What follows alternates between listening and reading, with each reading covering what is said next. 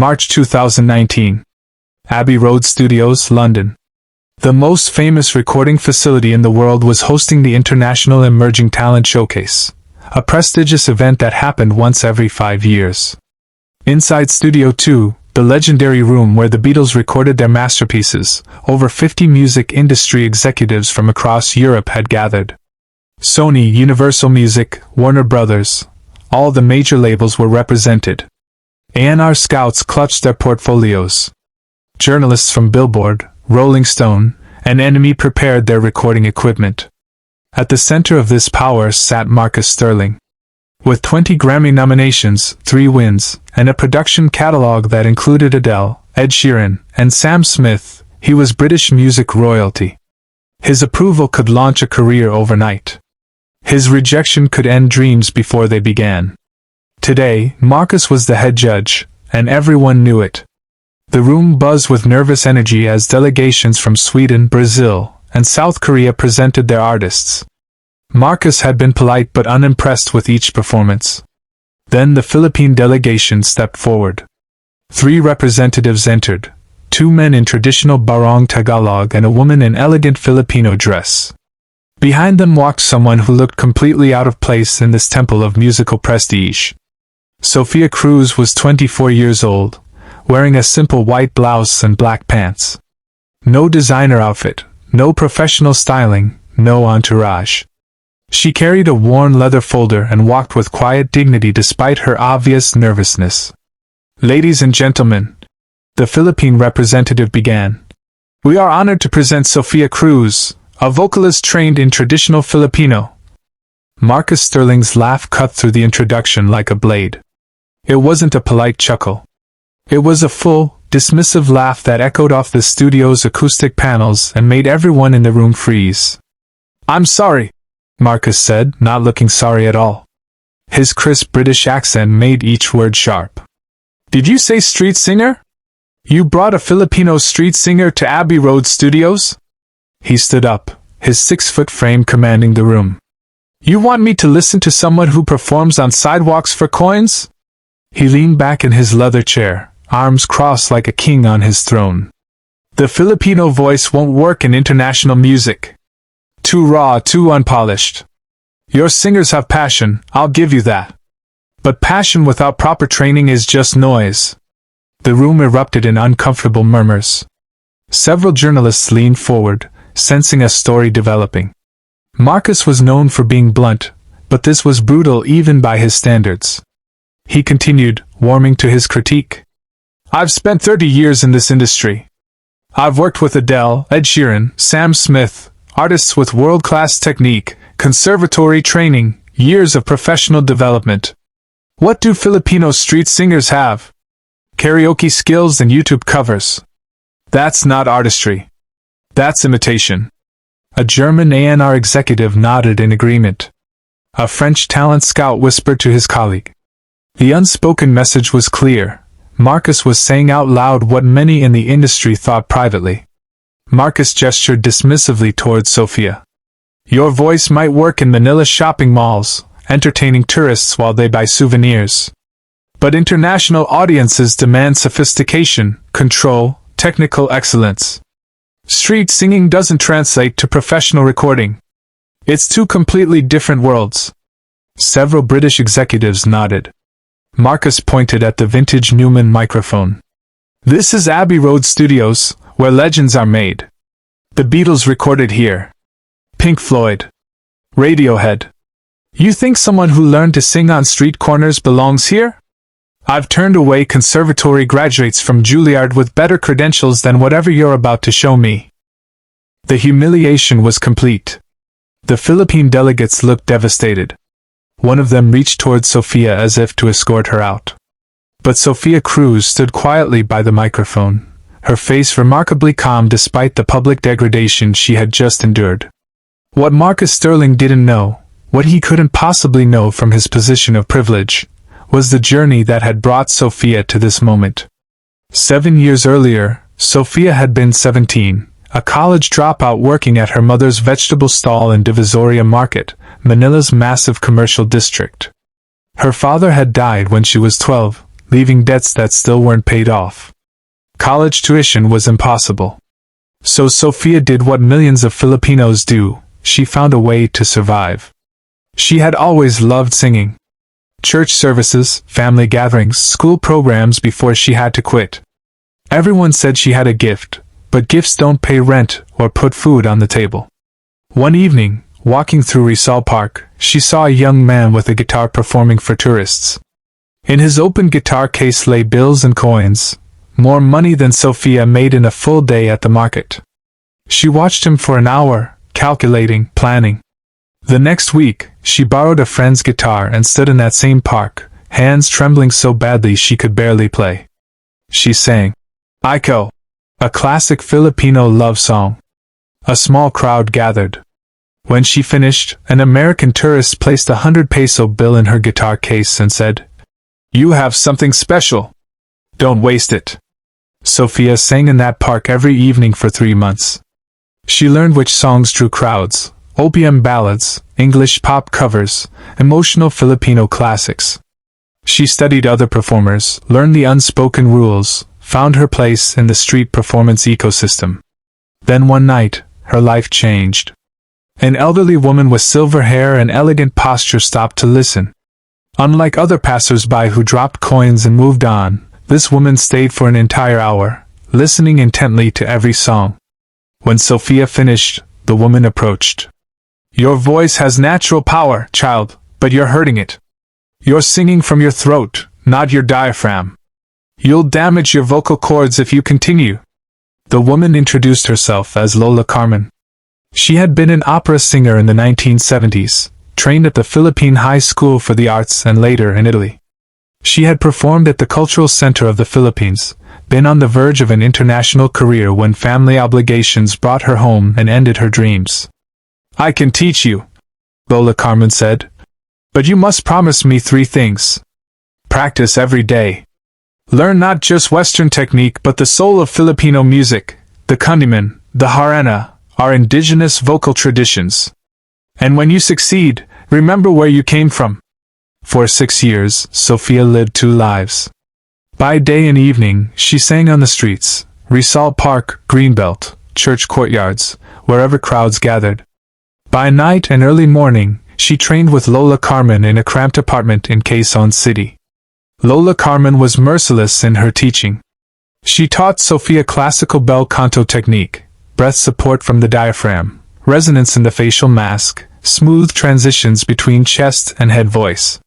But she also taught traditional Filipino ornamentation, the storytelling style of kundiman, the vocal techniques of indigenous mountain peoples. "Western technique gives you control," Lola Carmen explained. "Filipino soul gives you truth. You need both. Never abandon one for the other." Every peso Sophia earned went toward this impossible dream. While other street performers spent their earnings on daily needs, Sophia saved obsessively. She lived on rice and dried fish. She walked instead of taking jeepneys. She wore the same clothes for years. When the opportunity came, when the Philippine music industry announced they would sponsor one emerging artist for the London showcase, Sophia used every connection, performed for every industry professional, entered every competition. And finally, impossibly, she was chosen. Now she stood in Abbey Road Studios, facing Marcus Sterling's contempt, with 7 years of struggle and sacrifice behind her. Sophia could have walked away. She could have accepted that some doors were closed to people like her. She could have returned to Manila and continued street performing, telling herself she had tried. But 7 years of standing on street corners, of watching thousands of people walk past without stopping, of being told she wasn't good enough, had taught her something Marcus Sterling had never learned: dignity doesn't come from other people's approval. "Mr. Sterling," Sophia said calmly in clear, precise English, another skill Lola Carmen had insisted she develop. "Would you be willing to make this showcase more meaningful?" Marcus looked up, surprised she had spoken. "Give me 3 minutes. 1 song," Sophia continued. "If my street singer voice doesn't belong here, I'll leave quietly. You'll never hear from me again. But if it does belong here, perhaps you'll reconsider what professional really means." The room exploded in whispers. No performer had ever challenged Marcus Sterling directly. Journalists started recording. This was becoming a story.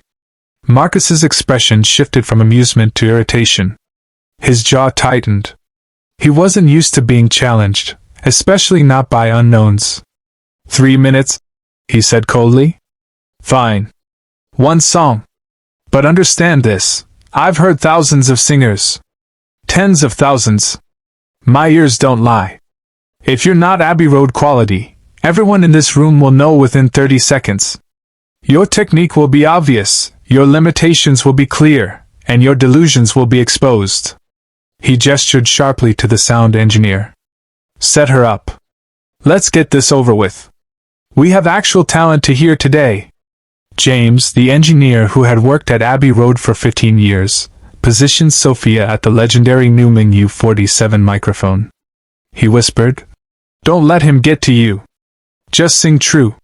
Sophia closed her eyes and took a deep breath, the breathing technique Lola Carmen had drilled into her for 6 years.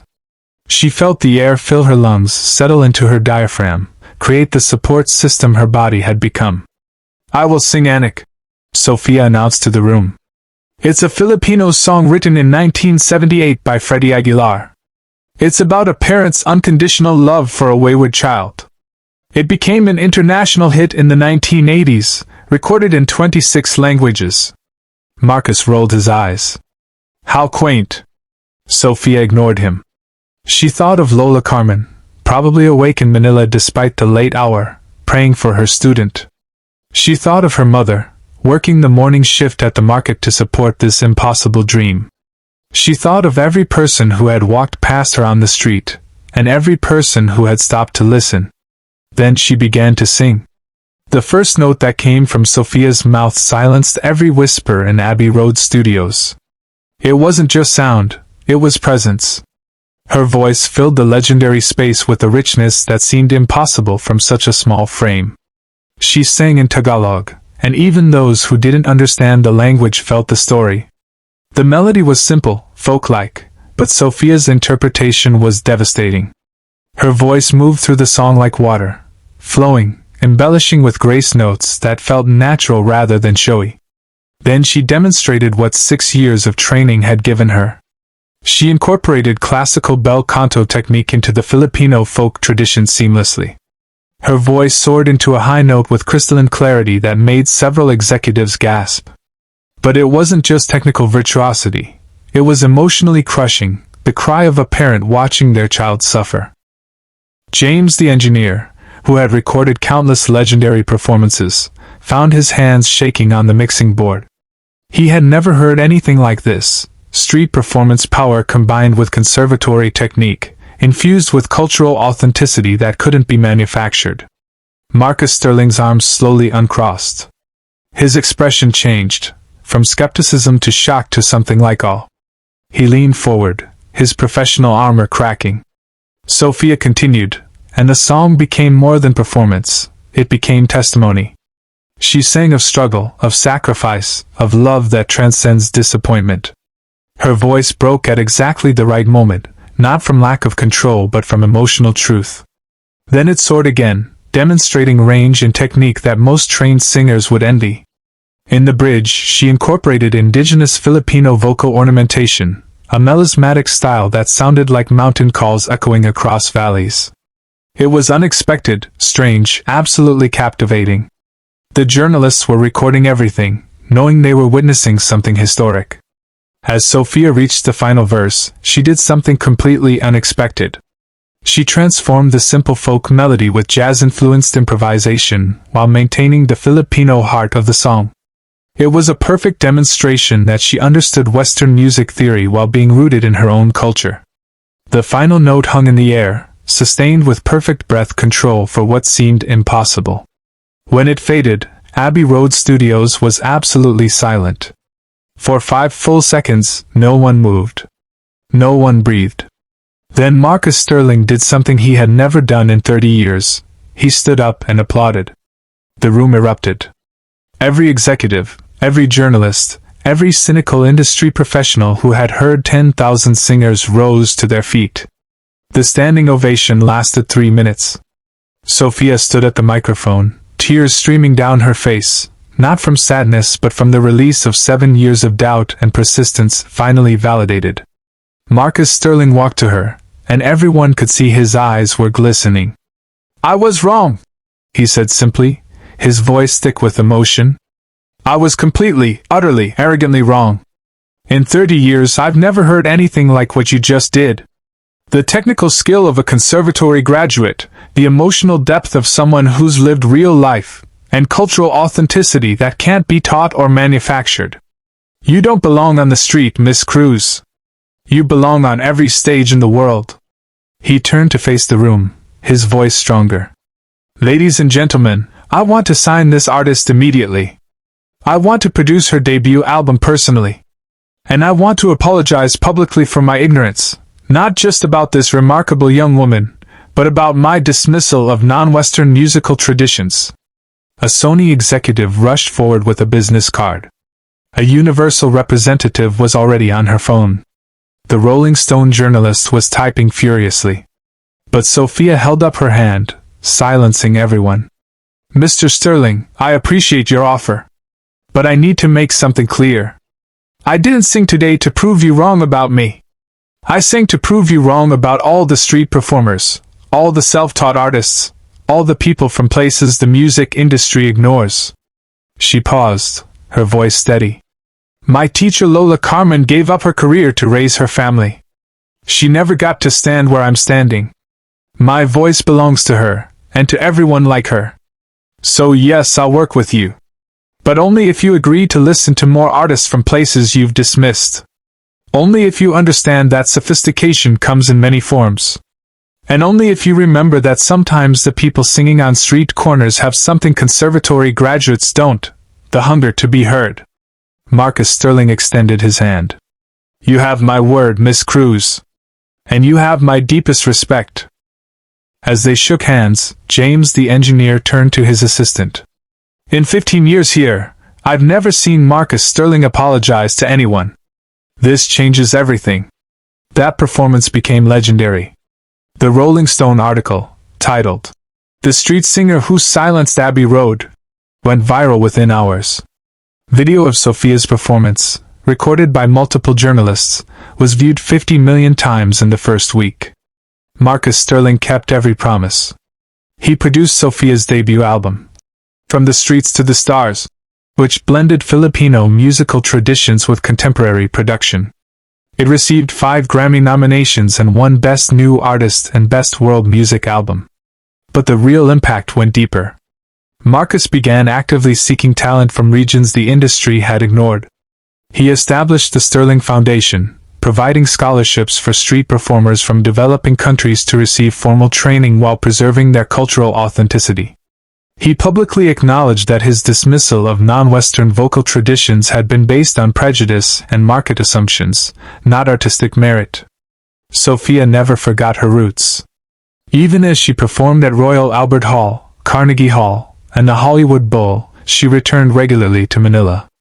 She established Casa de Musica, a free music school for street children, partnering with Lola Carmen to create a curriculum that honored both Western technique and Filipino traditions. 3 years after that showcase, Sophia performed at the Grammy Awards.